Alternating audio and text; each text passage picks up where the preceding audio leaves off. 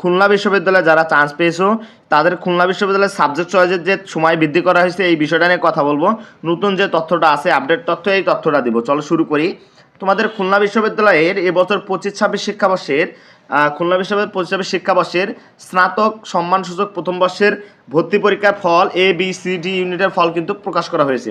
তার মানে কারা চান্স পেয়েছো তারা সবাই জানো।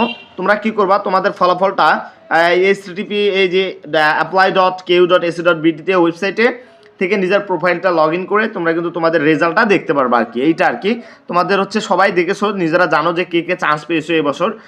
তোমরা খুলনা বিশ্ববিদ্যালয়ে কমেন্ট করবা।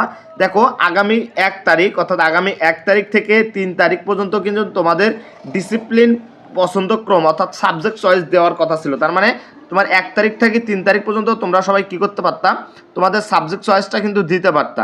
সাবজেক্ট চয়েসটা 3 তারিখে ক্লোজ হওয়ার কথা ছিল, বাট এইটা কিন্তু এখন 3 তারিখে ক্লোজ না হয়ে সময়টা বৃদ্ধি করা হয়েছে। কতদূর পর্যন্ত দেখো, সময়টা পরিবর্তন করা হয়েছে আগামী 5 তারিখ পর্যন্ত তোমাদের হচ্ছে সাবজেক্ট চয়েস অর্থাৎ নিজেদের হচ্ছে পছন্দক্রম প্রদানের সময়সীমা কিন্তু 5 তারিখ পর্যন্ত বর্ধিত করা হলো। তার মানে সবাই প্লাস পয়েন্ট। তোমরা যারা সাবজেক্ট চয়েস দেও নাই কিংবা তোমরা ভুল দাগাইছো কিংবা নিজের পছন্দ মতো সাবজেক্টগুলো সিলেক্ট করতে পারো নাই, তারা কি করবা, তোমাদের এই ওয়েবসাইটে লগ ইন করে তোমরা তোমাদের সাবজেক্ট চয়েসটা দিয়ে নিবা সুন্দর করে। 5 তারিখের মধ্যে অবশ্যই কিন্তু তোমাদের এই সাবজেক্ট চয়েসটা দিতে হবে। অ্যান্ড দেন দেখো, আপনি কখনো পছন্দক্রম প্রদান না করলে দয়া করে পছন্দক্রমটা দিতে বলছে আর কি, তোমাদের সাবজেক্ট চয়েসটা দিতে বলছে।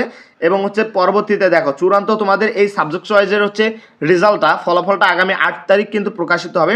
এবং হচ্ছে আগামী হচ্ছে 12 তারিখ থেকে 13 তারিখ পর্যন্ত সকাল 9:30 থেকে বিকাল 5টা পর্যন্ত তোমাদের হচ্ছে কি মেধা তালিকা থেকে ভর্তি গ্রহণ করা হবে। তার মানে তোমাদের খুলনা বিশ্ববিদ্যালয়ের ভর্তি শুরু হবে কত তারিখে, 12 তারিখ থেকে 13 তারিখ সকাল 9:30 থেকে কিন্তু তোমাদের আসলে ভর্তিটা শুরু হবে।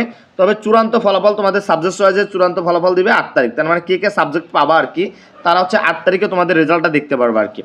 এখন বিশেষ দ্রষ্টব্য যে এইটাই যে তোমরা নির্ধারিত সময়ের মধ্যে যদি তোমরা তোমাদের সাবজেক্ট চয়েসটা না দিতে পারো, না করতে পরবর্তীতে ভর্তির জন্য কিন্তু তুমি অযোগ্য হবে। তার মানে তুমি চান্স পেয়েছো বাট তুমি ভর্তি হতে পারবে না। তার মানে আলটিমেটলি তোমার খুলনা বিশ্ববিদ্যালয়ে চান্স পেয়ে কিন্তু কোনো কিছু হলো না, তোমাকে অবশ্যই সাবজেক্ট চয়েসটা দিতে হবে।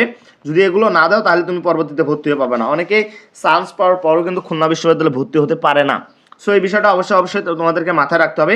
আর যে কোনো আপডেট তথ্য পাওয়ার জন্য আমাদের ইউটিউব চ্যানেলটা সাবস্ক্রাইব করে রাখো, যাতে পরবর্তীতে যে কোনো আপডেট তথ্য দেওয়ার সাথে সাথে তোমরা পেয়ে যাও।